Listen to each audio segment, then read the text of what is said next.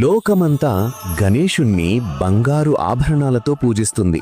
కాని ఆయనకు అత్యంత ప్రీతికరమైనది మాత్రం రోడ్డు పక్కన పెరిగి ఒక చిన్న గరిక. ఎందుకో తెలుసా? ముక్కోటి దేవతలు చెయ్యలేని పనిని ఆ గరిక చేసింది. పూర్వం అనలాసురుడు అనే అగ్నిస్వరూప రాక్షసుడు లోకాలను భయపెట్టాడు. అతని చూపు పడితే చెట్లు బూడిదయ్యేవి, నదులు ఆవిరైపోయేవి. దేవతలెవరూ అతన్ని ఆపలేకపోయారు. అప్పుడు రంగంలోకి దిగాడు గజాననుడు. యుద్ధం చెయ్యకుండా అనలాసురుణ్ణి నేరుగా తన ఉదరంలోకి మింగేశాడు. రాక్షసుడు నశించాడు. కాని గణపతికి భయంకరమైన తాపం మొదలైంది. దేవతలు చంద్రుని శాంతశక్తిని ప్రసాదించటానికి ప్రయత్నించారు. చల్లని జలాలతో అభిషేకాలు చేశారు. కాని ఆ అగ్ని తగ్గలేదు.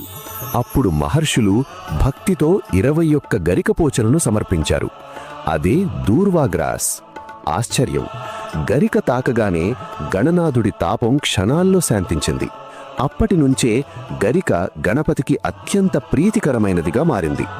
అందుకే ఈ రోజుకి గణేష్ చతుర్థి రోజున భక్తులు గణపతికి 21 గరికపోచలను సమర్పిస్తారు.